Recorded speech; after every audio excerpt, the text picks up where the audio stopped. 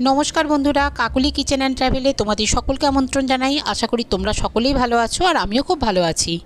শীতকাল মানেই কিন্তু নানা রকম ভর্তা, আর এই ভর্তা খেতে কিন্তু আমরা সবাই খুব ভালোবাসি। তা আজকে আমি বানাচ্ছি শিমের ভর্তা। তার জন্য শিমগুলোকে কেটে ধুয়ে পরিষ্কার করে নিয়েছি, আর এবার আমি এটাকে সিদ্ধ করতে দিয়ে দিচ্ছি। অল্প দিয়েছি, এই জলেতেই কিন্তু আমার শিমগুলো সিদ্ধ হয়ে যাবে। একটু চাপা দিয়ে দেবো সিদ্ধ হওয়ার জন্য। মিনিট 5-10 মতো রাখলেই কিন্তু এটা খুব ভালো মতো সিদ্ধ হয়ে যাবে। দেখো কত সুন্দর কিন্তু সিদ্ধ হয়ে গেছে।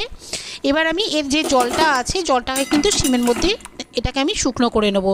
জলটা আমি ফেলবো না, যাতে এর খাদ্যগুণটা যাতে নষ্ট না হয়ে যায়। জলটা ফেলে দিলে তো এর খাদ্যগুণটা সব চলে যাবে, যার জন্য কিন্তু আমি জলটা রেখেই দিচ্ছি। খুব সুন্দরভাবে জলটা টেনে নিয়েছে। এবার আমি এটাকে কড়াই থেকে তুলে নেব। আমার সমস্ত বন্ধুদের জানাই অনেক অনেক ভালোবাসা আর এই সাপোর্ট করে নিয়ে যাওয়ার জন্য। আমি একটু একটু করে এগিয়ে যেতে পারছি তোমাদের ভালোবাসার জন্য। তার জন্য তোমাদের অনেক অনেক ভালোবাসার আর অসংখ্য ধন্যবাদ এইভাবে আমার পাশে থাকার জন্য। এবার আমি কড়াইতে দিয়ে দিচ্ছি সর্ষের তেল আর দিচ্ছি লাল লঙ্কা। এই লঙ্কাগুলো থেকে বেশ সুন্দর যখন গন্ধ বেরোবে তখন আমি দিয়ে দেবো বেশ কিছুটা রসুন। ভর্তা মানেই কিন্তু রসুন। আর তার আগে আমি দিয়ে দিচ্ছি একটু কালো জিরে। কালো জিরে, রসুন আর শুকনো লঙ্কাটাকে খুব ভালো করে ভাজা ভাজা করব। রসুনটা যখন একটু লালচে কালার হয়ে আসবে তখন আমি এর মধ্যে দিয়ে দেবো অল্প করে কেটে রাখা পেঁয়াজ। এই গরম ভাতের সঙ্গে কিন্তু ভর্তা কিন্তু দুর্দান্ত যায়। আমরা জানি ডিমের ভর্তা, বেগুনের ভর্তা, শিম ভর্তা, তবে আমি চেষ্টা করব এই শীতের মধ্যে বেশ কিছু ভর্তা তোমাদের সঙ্গে আমি শেয়ার করতে। বন্ধুরা, তোমাদের সঙ্গে কথা বলতে বলতে দেখো আমার কিন্তু পেঁয়াজ, রসুন, লঙ্কা এগুলো ভাজা ভাজা মতো হয়ে এসছে।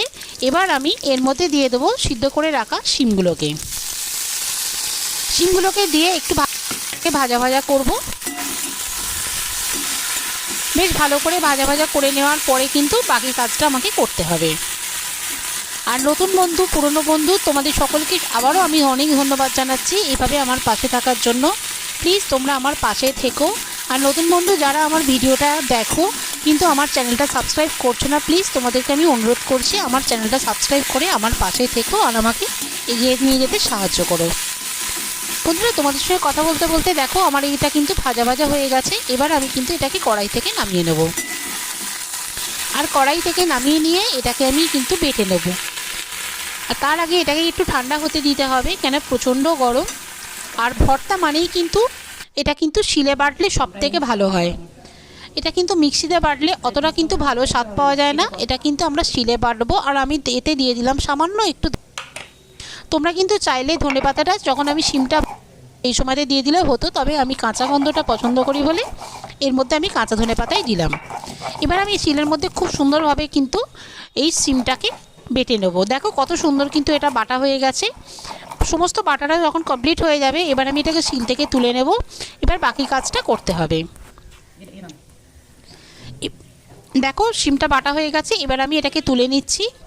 এবার আমি এটাকে আবার একটু ভাজতে হবে এই বাটাটাকে। তার জন্য আবার আমি এটাকে দেব কড়াইতে। আর বন্ধুরা, আমার ভিডিওটা যদি তোমাদের ভালো লেগে থাকে প্লিজ একটা লাইক, শেয়ার আর কমেন্ট করতে ভুলবে না। আর আমার চ্যানেলটা সাবস্ক্রাইব করে আমার পাশে অবশ্যই তোমরা থাকবে। আমি জানি তোমরা আমার পাশে রয়েছো। আর কড়াইতে দিয়ে দিলাম এবার সামান্য সর্ষের তেল। তেলটা দেওয়ার পরে আবার একটু কালো জিরে দিচ্ছি আর দিয়েছি গোটা শুকনো লঙ্কা। ফোড়নটা থেকে যখন সুন্দর গন্ধ বেরোবে তখন কিন্তু আমি এর মধ্যে দিয়ে দেবো বেটে রাখা শিমটা। আর শিমটা দেওয়ার পরে কিন্তু খুব ভালোভাবে এটাকে ভাজতে হবে। এখন যেটা একটু জল জল ভাব মনে হচ্ছে, এটা কিন্তু পুরোটা ভাজতে ভাজতে জলটা টেনে যাবে। আর এখন এই সময়ে আমি কিন্তু এবার আমি এর মধ্যে দিয়ে দেবো পরিমাণ মতো নুন আর সামান্য একটু চিনি। তবে এতে ভর্তাতে চিনি দেয় না, তবে যার একটু দিতে ইচ্ছা করবে সে কিন্তু একটু দিতেই পারে, কিন্তু কোনো রকম অসুবিধা হবে না। এবার নুনটা দেওয়ার পরে খুব ভালো করে আমি এটাকে কষাবো। কষাতে কষাতে দেখবে একটু শুকনো শুকনো হয়ে যাবে, সেই সময় কিন্তু আমরা এটাকে নামিয়ে নেব। খুব ভালো তো আমি এটা হাই ফ্লেমেতে ভাজছি প্রথম দিকে। দেখো এটা কত সুন্দরভাবে, বুঝতেই পারছো আমার কিন্তু এবার ভর্তাটা রেডি হয়ে গেছে। এবার আমি ভর্তাটাকে তুলে নেব আর গরম গরম ভাতের সঙ্গে পরিবেশন করব। দেখো কত সুন্দর দেখতে হয়েছে শিমের ভর্তাটা। আর ভিডিওটা যদি ভালো লাগে তাহলে একটা লাইক, শেয়ার, কমেন্ট করো। আর আজকের মতো কিন্তু ভিডিওটা এখানেই শেষ করছি।